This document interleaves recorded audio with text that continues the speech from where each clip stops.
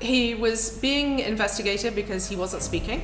He wasn't crawling, he wasn't walking. Can you explain to me what's the Angelman Syndrome and how does it affect Sam's daily life? It's a very odd period because you still have your child with you, but you have to let go of everything that you thought his future would hold. Are these children able to learn? And so Sam, I feel, has a purpose. You know, he has a purpose in life. He doesn't know. Did Sam's diagnosis by any means lead to you being a single mom? There aren't too many emotionally difficult days.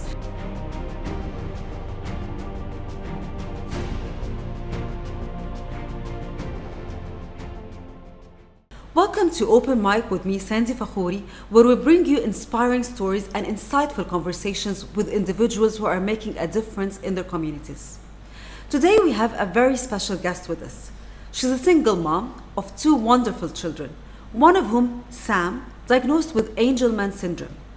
Her journey is one of resilience, love, and unwavering determination. So let's welcome Emily Ray, or as she likes to be called, Em, and dive into her powerful stories. So, can you share with me the day you received Sam's diagnosis?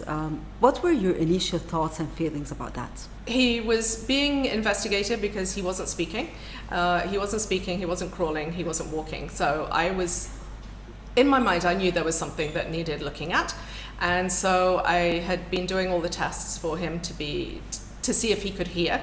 And the doctor in City Hospital said, yes, he can hear, but you need a developmental pediatrician. And so 3 days later, we went back to City Hospital and we walked in on the 6th of April, 2017. And we walked into his office and I'd written everything down on 2 pieces of paper. You know, he's awake for 4 or 5 hours at night. He's not walking, he's not talking, he's not crawling. He makes lots of babbling noises. He's happy nearly all the time. He flaps his arms a lot. And he took one look at him and he said, oh, he has Angelman Syndrome. And the thing is, I had no idea what Angelman Syndrome was. No idea. Yeah. I'd never heard of it. Everyone's heard of Down syndrome and everyone's heard of autism. Exactly. And I had no idea. I even asked him to write it down on a piece of paper. I said, I don't know how to spell it, you know, please write it down. And my mother was with me at the time. She was visiting just for those 2 weeks. And he said, this is what he has. And then he didn't really say much more. But actually, it's not only you who do not know about the Angelman Syndrome. I mean, for me, it was my first time to hear about it. And I think for a lot of people who are watching us today, they don't know about the Angelman Syndrome. No, so nobody does. I mean, can you explain to me what's the Angelman Syndrome and how does it affect Sam's daily life? Sam has Angelman Syndrome, which means that he is missing one gene. It's just one gene that doesn't work. Out of all the genes that we have, he is just missing one, a working copy of a gene called UBE3A on chromosome 15. And most people who have Angelman syndrome have had part of the maternal chromosome 15 deleted. And it includes that one gene, which means that they tend to be more severely affected because they're also missing other genetic material. Sam is only missing that one gene because he doesn't have a maternal chromosome 15. He's got 2 paternal chromosome 15s, and the body switches off that gene on the paternal itself. So biologically, the body says, oh, we don't need 2 genes to be expressed, we only need 1. And so he's got 2 genes, physically, they don't work. And so it means that he has cognitive impairment, he has developmental delays, he doesn't speak, not one single word. And he's most likely not going to, ever. He makes lots of noises, so you have to understand what his noises mean. You will get a noise for when he's really happy, you will have a noise for when he really, really doesn't want to leave somewhere. He will scream and he will, tell you very clearly what it is that he wants. It also means that he's very excitable. He loves new things, he loves new people, noises, music, live performances. He thinks they're fantastic. Wow. Things like the circus or a concert, absolutely incredible. He will sit and watch live music for ages, and it means that he's also really happy. That is the number one characteristic for Angelman syndrome, is actually that the people who have it are very happy, and it's part of the condition. Right. Okay. So it's neurological, it's a neurological characteristics, but that is the one that I think makes it, I won't say necessarily easier for me, but it's easier when I try to take him to places because he will interact with everyone. He's extremely sociable. Oh, that's so he sweet. loves people. He will give them hugs. He will look at you.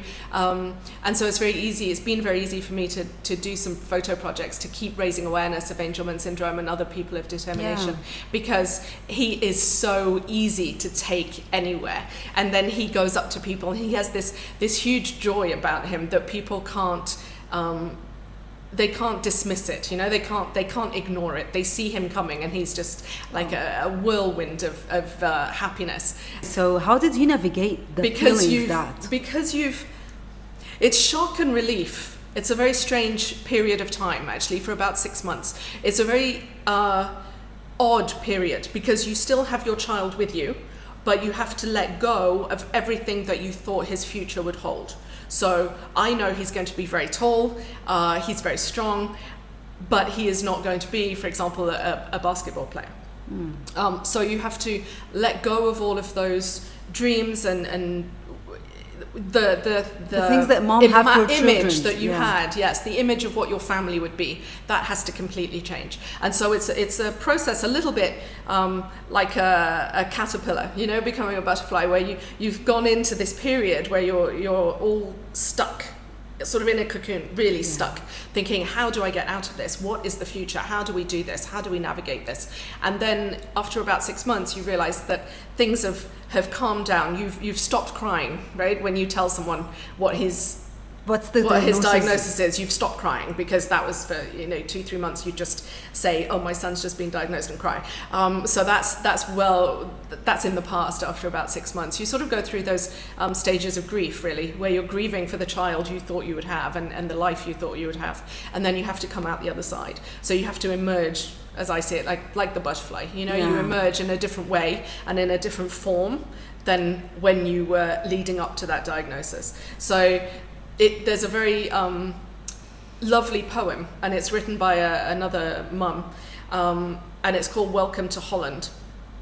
And it's a poem that we try and share with all new parents who've just been diagnosed. It's a poem where you think you're on a journey, and you think you're on an aeroplane, and you think you're going to go to Italy. Okay. And you've packed for Italy, you're ready for Italy, you've got the guidebook for Italy, everything is ready for your journey and your holiday in Italy, and halfway the pilot says, no, actually, we're going to Holland. And you say, but I don't want to go to Holland. Holland is not where I'm meant to be going. Exactly. I'm meant to be going to Italy. And yet you land in Holland, and after a while, you realize that there are other people in Holland. There's beauty in Holland. There are other things for you to discover.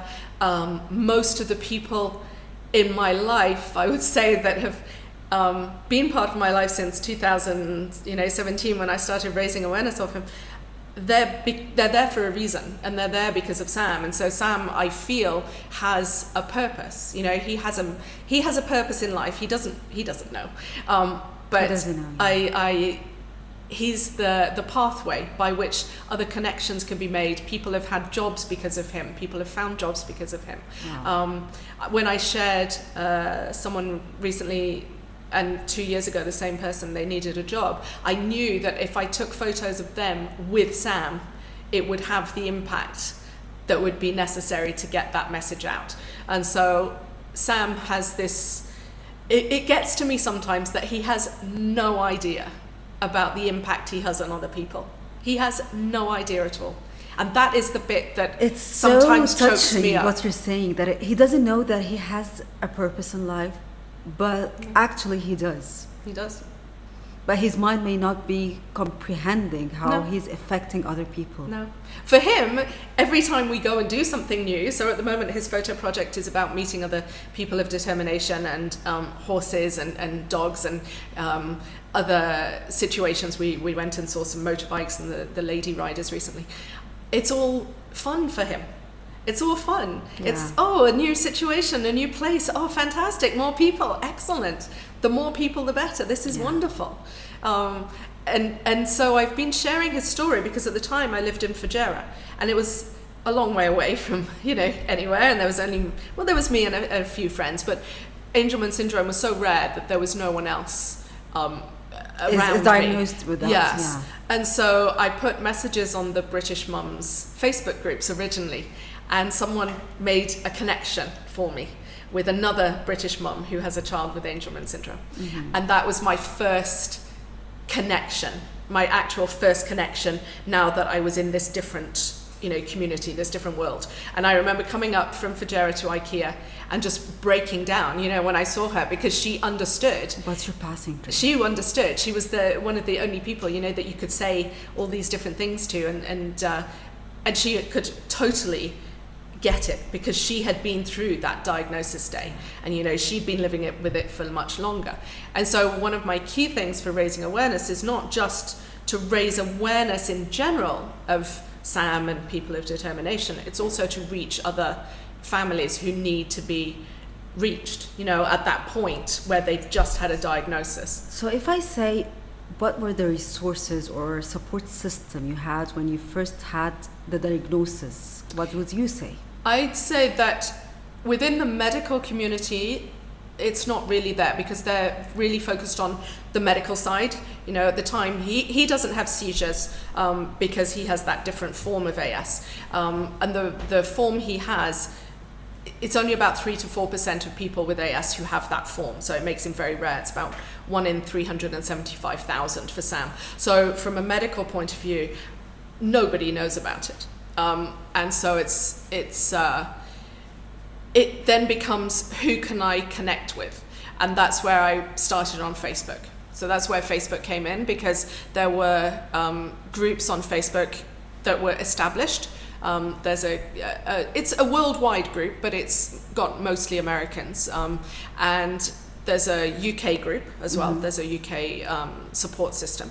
So it was very much about people, and connecting with people and their stories and their ideas of support. There's also a WhatsApp group called Beautiful Mums, which is for all mums of children of determination. And so you can connect on a general level, and then you can connect on a much more specific Angelman syndrome if you need to. And you'll find that the AS Facebook groups are very warm and welcoming. You've never met any of these people. I've never met any of them in America, or in Australia or in the UK, but that you can always post a message and someone will always be able to help you or to answer you or to share their experience and to give hints or tips, and we're always very, very welcoming to the new people who find their way to those amazing Facebook groups, because for now it's been 7 years past diagnosis, but for someone in the world, they've been diagnosed yesterday. So it's and it's still new. Sorry? And it's still new for a lot of people. And it's still very new for them, yes. And the key thing, I think the most important thing that people forget is that it's unknown. Yeah. It's completely unknown. Your child has got AS, and the child, of your friend now, as they've become, also has AS, but that doesn't mean their journey is going to be the same at all, because every individual with AS has completely different and unique characteristics, and the way that they navigate their life and their family life, and their abilities to do different things. You always presume competence, and you always try to do different things with them, and some children need more therapy, for example, than others, and Sam just shows us that he's learned new skills because we practice. We're at home, and my helper is fantastic, and she helps do all these different things and practice all these different things with him. So for example, one thing, it's the things I share on Facebook, it's the small milestones, but it's what keeps people connected to his story, and the more that we can raise awareness, then the better it is. I mean, it's absolutely fantastic being able to share. What's a typical day for Sam? So if it's a work day, a weekday, and I'm working, he stays at home with my helper. So he usually wakes up somewhere between about 7:30. He'll go downstairs. He'll play a little bit with the dog. We've got a rescued golden retriever. For some people, even that is not something that people will understand. You need a dog that is a certain size, that has a certain amount of fur, because Sam will pull their ears and pull their tail and pull their fur and so on. A small dog, you know, he'll just pick it up and sit on it. I mean, there are so many considerations that you have to take into account, even just to get a dog. So we need a dog that's a certain size. And so he has company through the day with the dog and the cats. We've got 5 cats. Oh. And so he'll sit in the morning and watch his favorite programs, whatever they may be. But he's very, very clear on what he wants to watch. So if he's watching something and he doesn't want to watch it anymore, he will go up to the TV and bang on the cupboard that's below it, and that means you've got to change it. And then he'll look at you and he'll make a noise until you find the right one. And then he'll stop making the noise. Okay, I'm happy. He'll feed himself in between, whatever snacks it might be. Then he usually goes for a walk with the dog and my helper. And then in the afternoon, there's a swimming pool just outside our front door, so he goes in the swimming pool. So the swimming pool for him is a mixture of hydrotherapy and just exercise in general, because it helps his muscles, all his muscles. Are these children able to learn not in schools, but they can read, they can write? Do they have the ability to do that for the learning? Some children who have a different form of AS, again, for example, mutation, so they've got some of the gene is being expressed, then they tend to be able to do some of those things, and they might have some words as well. For Sam, I'm not entirely sure, but for a lot of the children in America, they do go to mainstream schools, or they're included with as support teachers, and they do different activities. Now, Sam still loves to pick everything up, destroy everything, eat things, chew on things. So it's not always a safe environment for him to be in a place that has got lots and lots and lots of items, because you would spend your time telling him not to touch them and so on. He hasn't quite learned that bit yet. So things can be a little bit unsafe in that sense. Our sitting room, for example, is just completely bare. There's nothing. There's just a sofa, a cupboard that's attached to the wall. All the wires and so on for Etisalat boxes and so on, they're all hidden. And then there are gates everywhere to keep him safe. Okay. So being a single mom is challenging in itself. And being a single mom with a child who has a syndrome, it adds a little bit of complexity, a layer of complexity. Did Sam's diagnosis by any means lead to you being a single mom? I don't think so, no. It was, for some it does actually. It's actually very well documented that for families who do have additional challenges, that the divorce rate does tend to go up. However, that wasn't the ultimate factor in becoming a single mom. I think you may not want to talk about it, but does your ex-husband in any mean contribute in helping Maya or helping Sam or? No. No. He's not in the country at the moment, and he will send Maya messages, because obviously Sam wouldn't understand, but no. And how do you feel being totally you're left alone in this situation? You're fully alone. You have to deal with two kids. You just said both of them have different journeys, and you have to navigate between both alone. So you didn't try to request a little bit of help even with Maya more, or? No, we find that we live in a compound, so she has access to other friends, which takes some of that pressure off me in terms of having to take her to a play date, for example. All she has to do is go out the front door, cross the compound, and she's in with a friend's house. So that social side of things she has down pat. It's fine. And then I have friends, as I said, when you raise awareness and you share your story, you'll find that other people will share it back. And then other people will connect with you, and then you can form different relationships, where friends are there for you, and you can message at any point and say, can someone come and, we're going out today. Do you want to come and see the butterflies with us? Oh yes, okay. Just my friends know that if we're going out to go and do something fun, that actually it's also because we're having two adults available. It is possible when there's just me, but I have my knees are very bad at the moment, so I can't run after Sam, and Sam can run faster than I can, so it's a slight problem. That's sweet. Yeah, so Maya has to sometimes be roped in, please run after Sam. Please go and get him. So what was the hardest day you've been through in this journey? Like day or days? Of course you had some of these days that you needed some support, a real support, and you've been alone. So what was one of these days? Or so just practically, it's when you don't have someone else there to help stay with Sam or be with Sam while you go and do something else. So practically, if my helper is off that day, I know that my day is written off in terms of doing things that I have to do. So in terms of maybe sending emails or doing work or whatever, that day is written off. It's not going to happen until he goes to bed. Emotionally, I think it was the hardest time was at the beginning, really. And then since then, it's become normal. So there aren't too many emotionally difficult days. Just sometimes perhaps when Maya is requesting more of me, occasionally, and then you still have to remember Sam, and he's still there and he still needs you, because then it becomes a little bit emotional in the sense that you know that you can't tell Sam to just go and occupy himself, and you can't say, you know, go to your room and go and do some coloring, or go to your room and go and read a book, or go, you know, there are certain limitations, but practically with living with Sam. But we did even things like putting the Christmas tree up. Things that people don't think about. When he was little, I used to hang the Christmas tree from the ceiling, so he couldn't reach it. And now I put it in the kitchen. So my Christmas tree goes on the table in the middle of the kitchen. It doesn't really fit, so it goes through the top of the kitchen tiles, because the space between the sitting room and the kitchen is divided with a big plexiglass piece. So he can bang on it and we can see him, but he cannot go through into the kitchen because everything in there is not safe for him. Of course. How have you grown since the day of Sam diagnosis?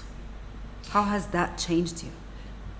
It's odd because you think you've got things figured out, almost figured out. And then you realize that actually for 6 months you've been doing tests. Can he hear me? Can he not hear me? What's going on? So getting the diagnosis is a relief because you know now what the answer is. There is an answer to all those questions. You had all these questions. What is going on? What is happening? Why does he have low muscle tone? Why is he not walking and crawling? And so you have an answer. It's relief. And after that, you go through that period I said where you've got about 6 months of grief. And then you just make the best of it. You have to just make the best of it. You actually have to stay positive. You have to figure out what you can do, what's within your control. You can't control the fact that he can't speak. That's not, it's not going to happen. He doesn't need speech therapy, for example. That's not going to give the answer to anything. And then you just do what you can. That's it. You just keep doing what you can. And then you realize you've got inner strength you didn't know you had. And then it also brings you into contact with all these other people that you didn't know you would meet. So in a way, it makes you take risks because you're putting the message out there. You don't know how it's going to be received. You don't know what people are going to see when they see him in the mall, and they frequently come up and say, "Hi, it's Sam," which is great because it means the message is getting out there. That's great. It's great for me. And it's an odd feeling, really. Yeah. It's quite an odd feeling because it's not something you were expecting to ever do in your life. You were not expecting to raise awareness and to do photo shoots and to contact people and to, take a risk of putting messages on Facebook and sharing stories, and you none of that. What encouraged you actually to start raising awareness about the Angelman Syndrome? Because I was in Fujairah and nobody knew about it. I thought there has to be a way. If it even helps one family, then that will be worth it. Sharing his story so that we didn't feel so alone. And because his photos, he is how I portray him in the posts. And everyone will say that when they come up, they go, "Oh, he's exactly like you shot." I said, "Yes, I don't change anything." It's unfiltered. You want sometimes. To share the truth. Yes, it's the truth of life with him, because who knows, at some point this could happen to anybody, not a diagnosis of a syndrome necessarily, but a life-changing moment could happen to anybody. And so I use it as a learning teaching, sort of, use Sam in the best way. I mean, I'm not using him, but use him as a for the as purpose a focus, you're talking about. Yes. Tell us more about the photo project of People of Determination that you are starting. What is it about, and how do you do it, and what's the use of it? So he's on the third one at the moment. Oh. His first one came about because I was driving around and I saw a dog on wheels. Okay, so he was paralyzed in the back 2 legs, I think, so he was on wheels. And I had this light bulb moment that actually I could bring together Sam, other people of determination, and pets of determination. So, and at the time I had a cat with 3 legs, but I'd had him for years. It never crossed my mind, we have a cat, who's a bit different. And so I started taking photographs of putting the message out so that we had people of determination, children, adults, with a range of conditions, and we were bringing them together with dogs with, 2 legs, 3 legs, blind, deaf, on wheels, whatever it was. Okay. And so I would share that, and then the newspaper, for example, would kindly pick up on that story, and then they'd share it more. The second photo project was Smile with Sam, share your smile with Sam. So if you had a job that you really enjoy, it was to take photos of you or a hobby doing that and sharing it with Sam. So he went and he met some people who dress up as Star Wars characters. He met the mascots at Expo, penguins, motorbikes, horses, things like that. And every time I just would make a little social media post and just share it, and people would go, oh, that's a bit different, showing that our families can be part of society. We just have to be able to make certain accommodations and change things slightly in order to make it safe. But we can do anything, you know. We can put Sam, not when it's moving, obviously, a stationary motorbike. We can make him, whatever it was, run in the desert, meet people, all sorts. And it's very important because some of our families maybe feel that it's hard to go out into society, out for the day. Maybe they have more difficulties than Sam in moving around or taking equipment around or integrating, and how they will be perceived and how they will be received and welcomed. And so the third photo project has been about people of determination, children and so on, and their siblings and their families, meeting friendly dogs, happy dogs that love to be cuddled and petted and so on, a really nice stables gave us access to some of their space so that we could do some lovely outdoor photos. And that was really wonderful because for those families we came out, fresh air, greenery, animals. It's all very, very good for your mental health, for your family union, for memories, building memories. Yeah. So that's my third project at the moment. How do you balance between advocating for Sam's situation or diagnosis and your own well-being? I think it's an area I need to focus on a little bit more. Yeah. I know that I don't really do it enough in terms of self-care. I like to read, so when I can I read and sort of get into a parallel universe through the books that I read. And I like doing photography, so when I can I go out into nature, take my daughter, take Sam sometimes, depends where we go. Go and enjoy forts and the mountains and the desert. But actually I feel quite torn again between the time I can give to myself and the time I need for the 2 children, because that's where the hard part comes in about not having someone else in the home with you who you could say to them, please go and take Maya to the park. Maya and Sam go to the park for 2 hours and I'll stay home and I'll just enjoy Relax. The peace and quiet. My home is never quiet. Okay, the TV is always on for Sam. If it's not, he will scream and tell you he wants it on, and he makes a lot of noise in himself, and when he wants something he'll bang on the window or on the gate.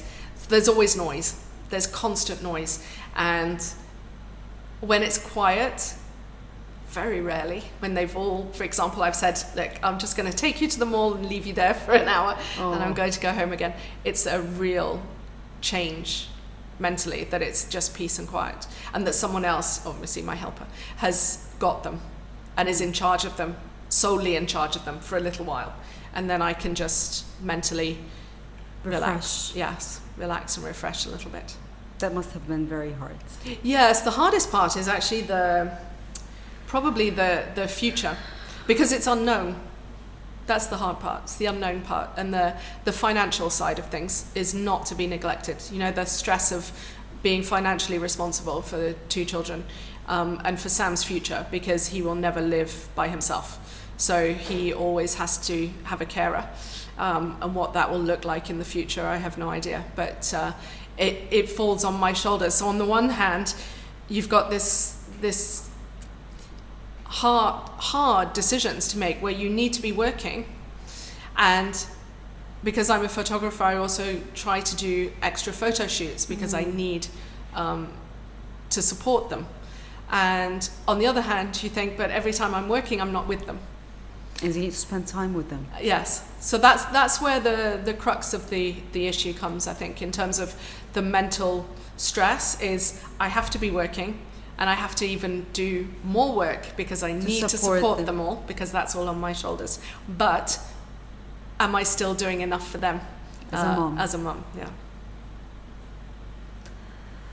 yeah. Is there a way that these children with determination can have a way of support? I mean, from the government, from communities, from anything that would be helpful to you? I mean, on the financial part, is there something like that, or there's nothing? Not here, no. In the UK, there is, but it's also not necessarily available very easily or to everyone, and not the same all around the country. So it's not guaranteed. And here, no. Ideally, I think in the future, I'd like assisted living, so he could live in a home with full-time 24/7 carers, you know, and then he could have that with his peers, you know, and he'd be in a home with other young adults, you know. Does that make sense? Yeah, rather than just being by himself in mine. I think that social side of things. Yeah, it's like in a house where nice. he has other people of Yes. determination, or maybe specifically for Angelman Syndrome, and they just be together in a place. I think he'd really enjoy that as well, because he loves the people so much. I think that would be something beneficial for him, whether it would be all day or overnight, or, you know, maybe. Yeah. I don't know what the how to figure it out. Yes. Yeah. Yes.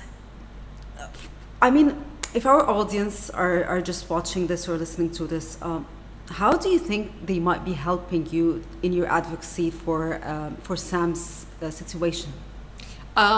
I just really appreciate when they can share his information, talk about him, talk about Angelman Syndrome, because when you're pregnant, you're offered the test for Down syndrome, so it's not something that people don't know about. But Angelman Syndrome is so rare, as are other genetic conditions. You know, the other genetic conditions like duplication of a chromosome or deletion.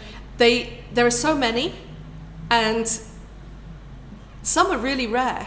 Yeah. And it's that rarity that proves a problem, because people haven't heard of it. So the thing that we most appreciate, is sharing, talking about him, saying, you know, I met this child, I've read about this child. Because what happens then is that, for example, there was a lady in England who used to be in Dubai. She returned to England. She sent me a message on Facebook, and she said, my friend's grandson has just been diagnosed with Angelman Syndrome. She was extremely shocked when I said, I know what that is.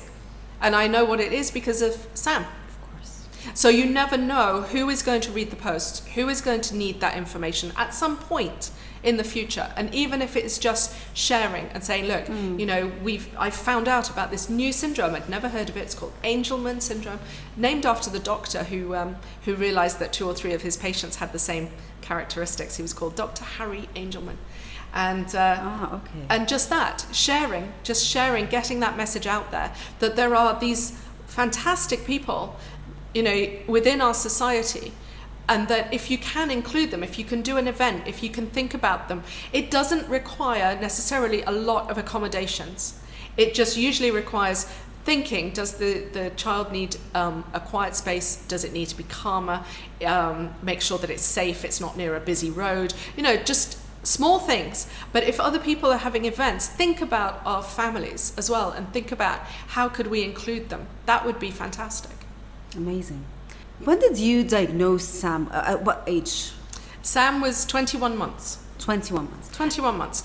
And is there a way of diagnosing it while you're pregnant? There is, but that would probably be if somebody already had a child with AS in the family and they requested specific genetic testing during pregnancy. It is not a test that is part of the usual the pregnancy array. Test, yes, yeah. And the chance of AS happening is de novo, so it's actually just random. It's just a random occurrence. There are, as we found, a couple of families, I think not many, where the mum is a carrier. And so it has been shown to be genetic, as in hereditary genetic, but usually it's just a one-off occurrence. So the fact that you've had a child with AS, if you had another child, it would mean that you had the same, probability of having another one, which would be the same as the rest of the whole population. So the fact that you have a child with AS doesn't really mean that you're going to have another one. Yes. Okay. How do you balance with Maya, as sometimes she's the young carer, and she's as well a child who has her own needs, her friends, her play dates, as a girl, she's like growing up, she has her own needs as a girl. So how do you balance with that?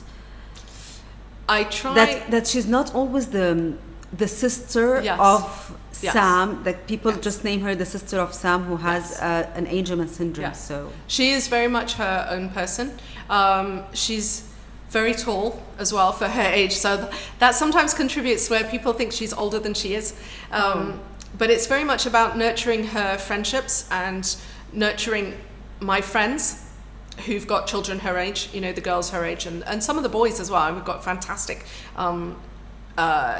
friends who've got boys, and they love to come as well. They're very open to being around Sam, which is a very important part for Maya, in that they're with her, but they're not against Sam, if that makes sense. Yeah. So they have to be very accepting of both her, as she is, and Sam. And so I think that helps her as well, in a sense that she doesn't feel she has to explain about Sam. She doesn't have to worry about Sam. If other people come to play, we explain who he is, and then she'll go off and play, and she'll do her own thing with her own friends. It's very important that she have that time, and that she has her space and she has her room. And she's taken after me in terms of rescuing cats. So we've got 2 kittens at the moment that have been rescued. So they're something that she looks after. They're her babies, as it were, she calls them. So it's very important for her to have her life parallel to being Sam's sister, yes, because they cannot interact in the typical way.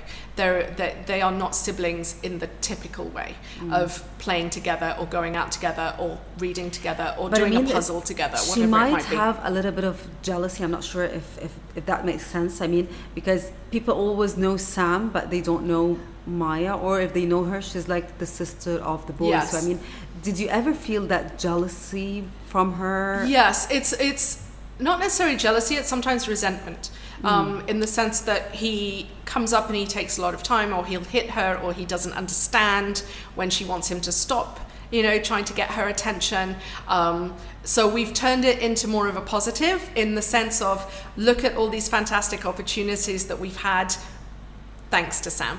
So we look at the wonderful things that having Sam has brought to us, and then we emphasize those. So, for example, even the smallest things, I mean, it was a big thing at the time, going to Expo, and we went 26 odd times. I mean, it was a fantastic place for Sam.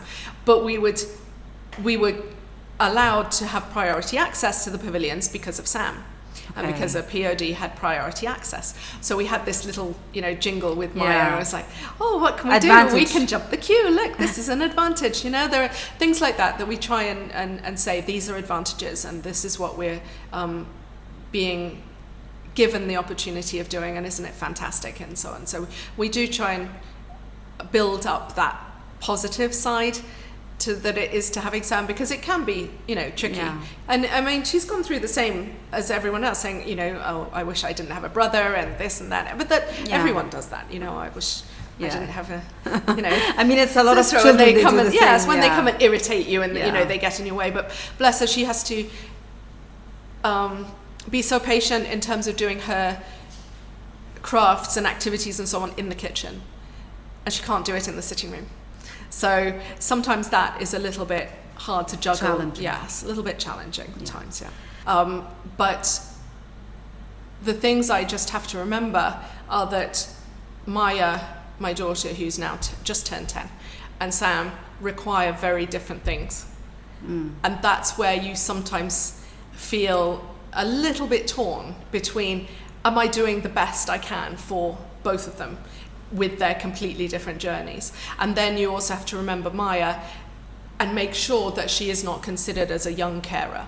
There are about 2 days of the year where I do need to rely on her. Christmas and Easter, when my helper is off, for sure she's off. And we usually go out, you know, we go out with friends or we go out for lunch or something. And for that, I have to request, you know, that she really help me.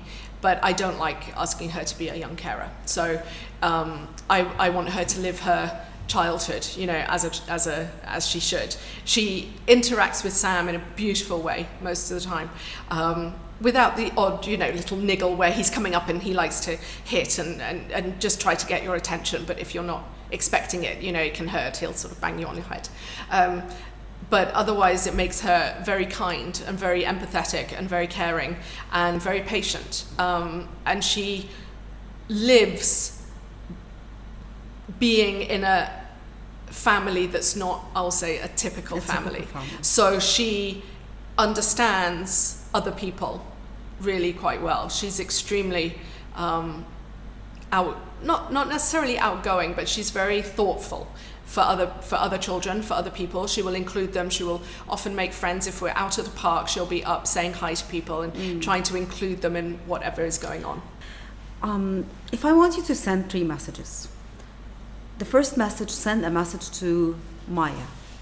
What would you say to her? To Maya, I would say she's a fantastic sibling, a fantastic girl in her own right, a fantastic daughter, and she's the best sister Sam could have. And if I want to send a message to Sam, I know that he might not understand it or listen to it, but if you want him to know something. Sam matters. Sorry.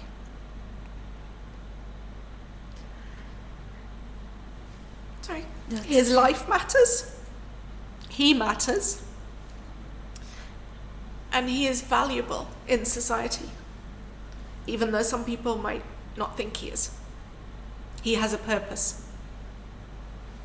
Yeah, he does. And it's just through me, so it's just through I'm his voice, basically, because he can't talk for himself, so I'm just his voice. And I share him because he's a fantastic individual. And people deserve to know about him. Sorry. No, Do you please. catch me talking about Sam? Sorry. No, please. Because Sam is incredible. He is actually incredible. He has this incredible way, actually, he has this most fantastic way of judging people. And I trust his judgment. So he will see people and he will look at their faces.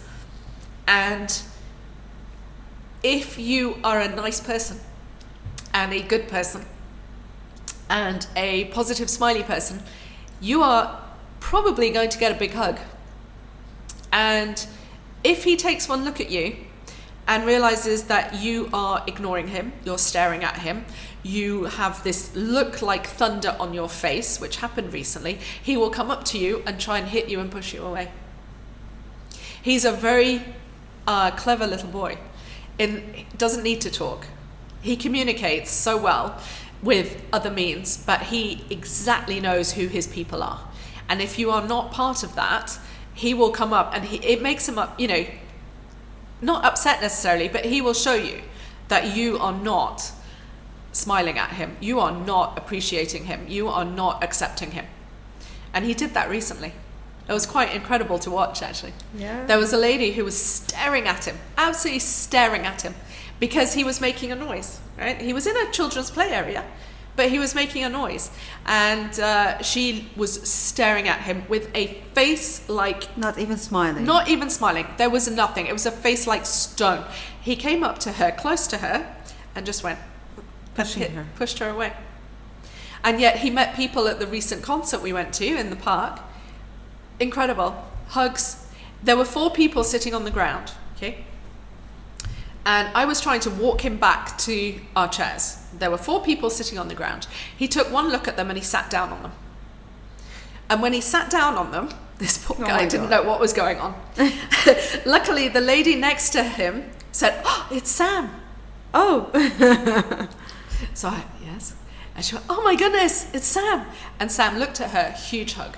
Turned around the other side, huge hug to the lady sitting next to him. Oh. So there are real connections that Sam makes by himself. He doesn't need me, you know. Yeah. He just makes them all by himself. If you want to send a message to the people who are watching us, what Yes. would you want to tell them? To think about everybody in society. Everybody has a purpose. Everybody's there for a reason. Everybody has something to offer, no matter what it might be. Might be small, might be big. Everybody has value. And it's just a way of, it's just, the key thing is, how do you show that? How do you share that? How do you make that happen? What actions are you going to take? Even if I reach someone and they think, oh yes, I shouldn't park in those spaces for people of determination. If I don't have a person of determination in the car with me, that would make our lives easy. Just a very small thing. Very small. Just think about other people. Think beyond the end of your nose. Don't be selfish. Think about what impact does your action have or could potentially have on someone else. Because the number of times that we've tried to park with Sam, because he needs it. He needs to be able to get into a shop safely. He needs access. We need to open the door wide. We need to get him out. We need to put him in his wheelchair stroller because he needs to stay safe in a car park. And then there was a lady who'd parked once, and she came running back to the car, and I said, "Oh, I was running late and I needed some water." Okay.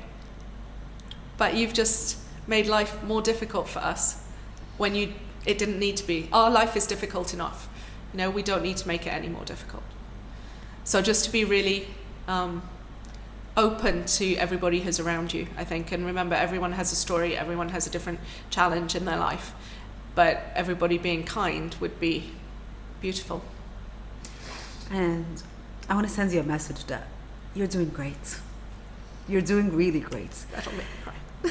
Yeah, I mean, being a mom in itself is challenging. And being a single mom is definitely more challenging. But I mean, what you're doing for 2 children, one of them who has a syndrome, is amazing. Thank you. And I know as moms, we usually doubt ourselves. Always. And I believe you do have this a lot. But talking to you today was an ultimate pleasure. And I think it's sending a lot of messages that we need to be kind. We need to understand that everybody has their own challenges. And to be positive, to understand that we need to be there for each other. Yes, that's perfect. Yeah. Thank you. That's very kind. Thank you. Thank you.